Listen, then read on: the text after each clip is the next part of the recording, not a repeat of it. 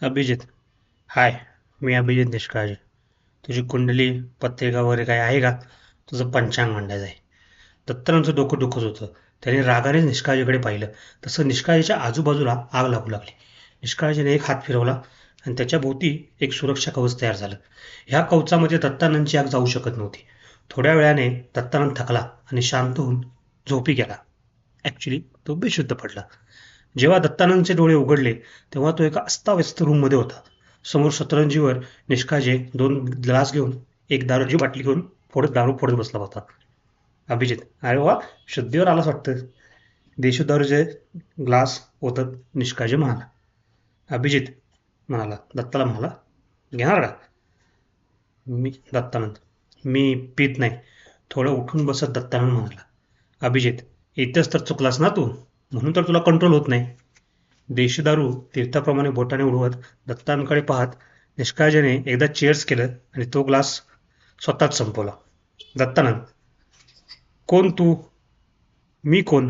दत्तानंदला त्या झालेल्या सगळ्या प्रकारानंतर हे सगळे प्रश्न पडलेले होते. अभिजित बोलू लागला, मी अभिजित निष्काळजे. तू दत्तानंद. दत्तानंदचं पाकिट दत्तानंदकडे फिरकत निष्काळजी म्हणाला, तू 2 दिवस बेशुद्ध होतास. मी 100 रुपये घेतलेत, नंतर परत करेन. तर मी, तू, आपण दोघे जादूगार आहोत. किंवा जास्त योग्यपणे म्हणायचं तर आपण वसू समुदायाचे लोक आहोत. दत्तानंद एखाद्या जोकवर हसावं तसं हसू लागला. दत्तानंद, हे जादू वगैरे सगळं खोटं असतं. अभिजित, कॉंग्रॅच्युलेशन्स. तू आता त्या खोट्या जादूचा एक भाग झालायस. संपलेल्या दारूच्या बाटलीकडे बघत निष्काळजी म्हणाला. तशी ती बाटली हवेत उडू लागली आणि बाजूच्या खिडकीतून बाहेर असलेल्या रस्त्याच्या बाजूला कचराकुंडीत जाऊन पडली. ते पाहून दत्तानंद चाटच पडला. अभिजित, एवढं चाट व्हायची काय गरज आहे? तू सुद्धा एक जादूगार आहेस. तू सुद्धा हे करशील. त्या डॉक्टरला तू तू न कळतच त्या गटारीतून बुचकळून बाहेर काढलास. दत्तानंद, दत्तानंदला ह्या सगळ्यावर काय प्रतिक्रिया द्यावी हेच कळतच नव्हतं. दत्तानंद म्हणत होता, मग पुढे काय? मी मी जादूगार आहे. आता काय एक्सप्रेशन द्यावं हे दत्तानंदला कळायचं बंद झालं, कारण त्याने कधी स्वतःबद्दल असा विचार केलेलाच नव्हता. अभिजित, पुढं काय रे बेट्या? सिंपल आहे. चल र गाड्या, चल र गाड्या वसुनगरीला. निष्काळजे सिगरेट पेटवत म्हणाला. दत्तानंद, वसुनगरी? हे काय आहे? अभिजित त्याला सांगू लागला. तुला कुठेतरी जावं असं म्हणून वाटतं की नाही? दत्तानंद, हो, म्हणजे मला सारखं एक स्वप्न पडतं की एक दुर्गम किल्ल्याजवळ मी गेलोय. मग किल्ल्यावर कधी मी गेलो नाही. त्याच्या बाजूला एका डोंगरामध्ये मी गेलोय. तिथे एक गुफा आहे आणि त्या गुफेमध्ये मी असं जातो आणि मग मला खूप खूप बरं वाटतं. अभिजित, वासोट्याचा किल्ला. त्याच्या बाजूवर एक डोंगर आहे. त्या डोंगरामध्ये एक गुहा आहे आणि तिथूनच वसुनगरीला जाण्याचा मार्ग आहे. चल, आत्ताच जाऊया. आत्ताच लगेच निघूया.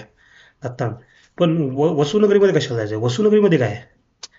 अभिजित त्याला सांगू लागला वसुनगरीबद्दल.